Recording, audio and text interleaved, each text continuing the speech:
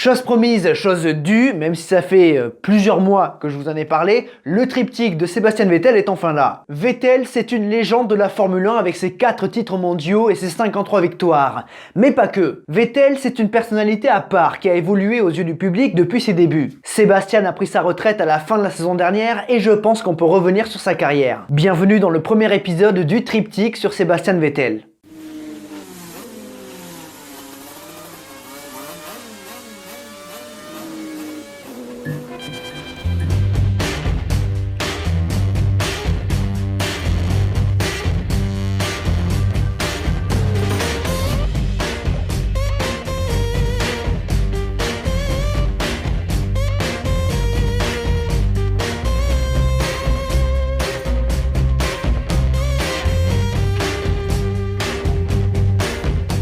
Sébastien Vettel est né le 3 juillet 1987 à Eppenheim en Allemagne. Il est le fils de Norbert et Heike Vettel. Il a un frère cadet, Fabian, ainsi que 2 grandes sœurs, Mélanie et Stéphanie.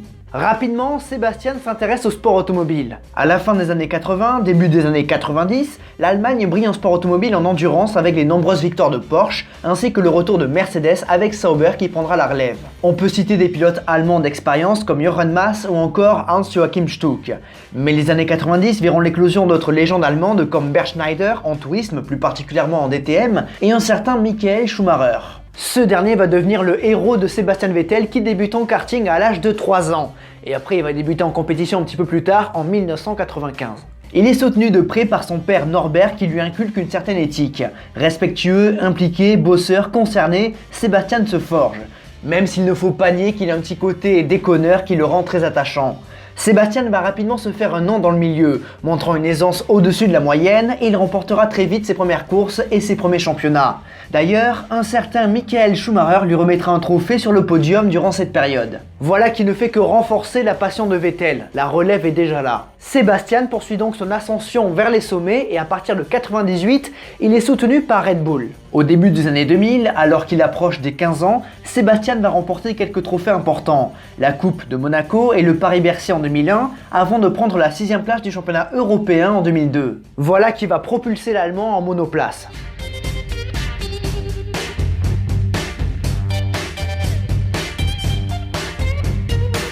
Ok, Sébastien n'est pas champion du monde de kart comme certains, mais malgré tout, il s'est fait remarquer. Et ce n'est rien en comparaison de ce qui va suivre. Nous sommes donc en 2003 et Sébastien va faire ses débuts en Formula BMW ADAC. La Formule BMW, c'était la Formule 4 allemande de l'époque, comme la Formule Renault 1.6 ou la Formule Campus qui était la F4 française. Et ADAC, ça veut dire Allgemeiner Deutscher Automobil Club, la FFSA allemande. Seb va faire ses débuts dans le team Effeland. Ah mais oui, on l'a vu dans le top 10 des voitures les plus moches. Et ouais, avec la fameuse Cyclope. Tiens, c'est marrant, un Cyclope qui révèle Vettel. C'est prémonitoire. Bref, dans cette saison, Vettel va croiser 2-3 noms connus comme Adrian Sutil, René Rast ou Maximilian Götz. C'est d'ailleurs avec ce dernier que Vettel se bat. Rapidement dans le rythme, il remporte les 2 courses du 2e meeting à Adria et se place comme candidat au titre. Il décroche 3 autres victoires entre le Nürburgring, le Nürburgring et Hockenheim, mais ce n'est pas suffisant. Götz est un poil plus performant et Vettel doit se contenter du titre de vice-champion. Assez confortablement devant le 3e, ce qui est bien pour une première saison en monoplace. Mais là encore, ce n'est rien par rapport à 2004. Alors que Michael Schumacher domine outrageusement la Formule 1, portant le record de victoires par saison à 13, Vettel va faire de même en Formula BMW et prouver que la relève allemande est en bonne voie. Sur 400 points possibles durant la saison, Vettel en marque 388. Il a gagné toutes les courses sauf 2, 2e à la première course à Adria et 3e à la 2e course de la première manche au Nürburgring. 388 points contre 263 pour le 2e. C'est indécent. Voilà qui va donner un petit coup de boost à sa carrière et rapidement il apparaît sur les radars de la Formule 1 et sera surnommé Baby Schumi. Mais il y a encore du chemin avant la Formule 1 et il ne faut pas se relâcher, il faut poursuivre ses efforts. Vettel passe à l'échelon supérieur, la F3 européenne, réputée comme l'une des catégories les plus difficiles des formules de promotion. Et il suffit de regarder les autres pilotes qui composent ce championnat pour comprendre. Loïc Duval, Adrian Sutil, Paul Di Resta, Luca Di Grassi, mais surtout Lewis Hamilton. Pour cette année en F3, Vettel rejoint la structure Muke Motorsport. propriété de Stefan Mucke, un nom important dans le sport automobile allemand. De plus, Vettel rejoint officiellement la filière Red Bull, et ça se voit sur ses voitures. Mais il faut dire que cette saison est plus compliquée pour Seb qui ne joue pas le titre. Cela dit, il est dans le deuxième wagon. Cette saison est dominée par deux hommes, Adrian Sutil et surtout Lewis Hamilton qui roulent sur le championnat. Sébastien et Lewis se croisent donc pour la première fois et vont se livrer quelques bagarres intéressantes. On ne le savait pas encore, mais sur ces images, il y a le premier et le troisième pilote le plus victorieux de la F1, totalisant à eux deux 11 titres mondiaux. Mais qu'est-ce que tu veux prédire ça en 2005 ? Bref, aucune victoire pour sa première année en F3, mais 6 podiums et une 5e place au général. Mais il se passe autre chose en 2005. Vettel n'est pas seulement sous contrat Red Bull, non, il a également un contrat avec BMW. BMW qui depuis 2000 est le motoriste de Williams. Cela lui permet de découvrir la Formule 1 lors de tests privés en septembre, son premier roulage en Formule 1. Mais il ne faut surtout pas relâcher son effort en formule de promotion et Vettel redouble la F3. Il fait bien. Sauf qu'il change d'équipe, il rejoint la structure qui a gagné le titre 2005 avec Hamilton, ASM. ASM qui est l'ancien nom de Hart Grand Prix, donc dirigé par Frédéric Vasseur. Vettel vise tout simplement le titre, mais il s'avère qu'un de ses équipiers est très rapide, Paul Di Resta. Sébastien décroche sa première victoire à Hockenheim, mais il commet plus de contre-perfs que son équipier écossais, et malgré 3 autres victoires, Vettel perd le titre pour 11 petits points. C'est bien dommage. Peut-être a-t-il été perturbé par ce qu'il s'est passé durant l'été. En juillet, Sébastien roulera de nouveau en Formule 1 lors de tests privés. Cette fois-ci, c'est avec l'équipe BMW Sauber. Mais les choses s'accélèrent en août lorsque Jacques Villeneuve se crache à Hockenheim, un accident qui met fin à sa carrière en Grand Prix. Ainsi, Robert Kubica prend sa place et Vettel succédera au Polonais au poste de 3e pilote. Il se rapproche de la F1. 2 Grands Prix après l'Allemagne, le monde de la F1 se déplace à Istanbul pour le Grand Prix de Turquie. Et Sébastien va vivre sa première séance d'essai officielle, qu'il marque de son empreinte par un excès de vitesse dans les stands. Ouais, mais aussi en devenant le plus jeune pilote à participer à un week-end de Grand Prix. 19 ans et 53 jours, ce qui explique le baby. Pour ce qui est du Schumi, on a un aperçu au Grand Prix suivant en Italie. Vettel reprend le volant en FP1 et signe tout simplement le meilleur chrono. Son avenir s'annonce intéressant et un certain Helmut Marko le garde à l'œil. D'autant plus qu'en 2006, Red Bull a lancé une deuxième équipe en Formule 1, Toro Rosso, qui est là pour former les jeunes pilotes Red Bull. Vettel sera d'ailleurs placé en Formule Renault 3.5 le temps de 2 manches en 2006. Pour sa première à Misano, il décroche la pole position, la 2e place en course 1 et la victoire en course 2. Vous n'êtes même plus surpris. En 2007, Vettel évolue à plein temps dans ce championnat. Il est dans l'équipe Carlin. Son début de saison est très bon et Vettel va vite s'imposer. 3e à Monza, victoire au Nürburgring, 2e à Monaco, puis 3e au Hungaroring. Mais en juin, il se passe quelque chose.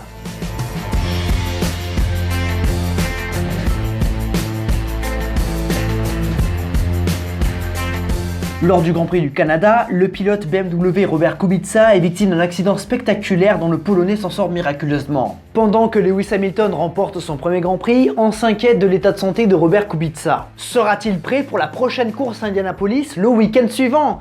La réponse est non, les médecins lui préconisent un petit peu de repos. Mario Theissen, le boss de BMW, appelle donc son réserviste, Sébastien Vettel. À 19 ans et 11 mois, Sébastien Vettel va disputer son premier Grand Prix de Formule 1. Mais ce n'est pas le record, la F1 a connu encore plus vert. Par exemple, le double champion du monde Fernando Alonso qui a commencé en 2001 à 19 ans et 7 mois. Mais à ce moment-là, le record c'est Mike Stackwell au Grand Prix du Canada 1980 à l'âge de 19 ans et 5 mois. Après 19 ans et 11 mois, ça reste malgré tout très jeune. Vettel débute donc en Formule 1 et construit son week-end sérieusement. Avec un certain Nick Heidfeld à ses côtés, cela lui offre une belle référence. Seb réalise une très belle qualification en passant en Q3 et en prenant le 7ème chrono, 6 dixièmes derrière son équipier 5ème. Au départ, l'Allemand se rate au premier freinage et part dans l'herbe. Il boucle son premier tour à la 11ème position et va s'appliquer pour remonter au prix d'un rythme de course solide. Dans les derniers tours de course, il navigue à la 9ème position à la porte des points. Heureusement, le manque de fiabilité du moteur Cosworth de la Williams de Rosberg permet à Vettel de remonter. Il prend la 8ème position et termine son premier Grand Prix de Formule 1 dans les points. Il devient alors le plus jeune pilote à inscrire un point en Formule 1. Kubica reprend du service dès le Grand Prix suivant et Vettel reprend son rôle de réserviste. Mais plus que jamais, il est sur les radars et Red Bull va essayer de le placer rapidement. Il se trouve que chez Toro Rosso, Franz Tost et Helmut Marko commencent à sérieusement en avoir marre du frustrant Scott Speed. L'Américain, pensionnaire de la petite Red Bull depuis 2006, est remercié après le Grand Prix d'Europe au Nürburgring. Sébastien va donc prendre sa place dès le Grand Prix suivant en Hongrie. La Toro Rosso est moins véloce que la BMW, mais malgré tout, Vettel a un petit peu de mal. On peut mettre ça sur le compte de la jeunesse, car Vittorio Luzzi, son équipier, est plus rapide. Mais les choses se débloquent à partir du Grand Prix du Japon. Sous la pluie à Fuji, Vettel va se révéler, qualifié à une brillante 9e place et partant 8e le dimanche. La course met du temps à être lancée et Bernd Melander mène le Grand Prix pendant les 19 premières boucles. Et lorsque la course est enfin lancée, Vettel montre une très belle aisance sous la pluie. Il remonte rapidement à la 3e position et va même prendre la tête de la course pendant 3 tours. Au vu de la physionomie de la course, le podium est possible. De plus, Mark Webber, qui au début du Grand Prix n'était pas bien du tout, se retrouve également dans le match. Clairement, ça peut être un grand jour pour la famille Red Bull. Au 41e tour, Fernando Alonso se crache et la safety car revient en piste. Webber est 2e devant Vettel, mais dans la portion sinueuse, incompréhension. L'Allemand s'encastre dans le cul de la Red Bull et c'est l'abandon pour les deux hommes. Avec pareil manque de visibilité, Webber a été surpris par le comportement d'Hamilton et Vettel n'a pu réagir. Webber sera d'ailleurs très amer dans ses déclarations.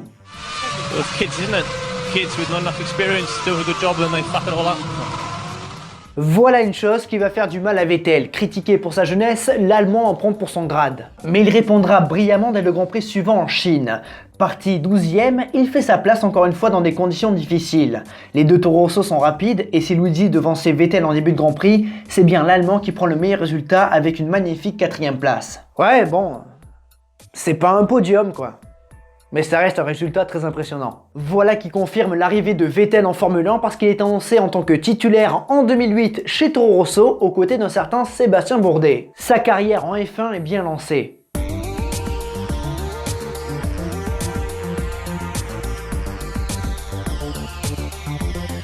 Sébastien Vettel est sur le point de commencer sa première saison complète en Formule 1. Et bien évidemment, il a le soutien de Red Bull, c'est le pilote de la maison. Mais le début de saison est un petit peu délicat pour Vettel et Toro Rosso. L'écurie de Faenza court les premiers Grands Prix de la saison avec la voiture de 2007, la STR2.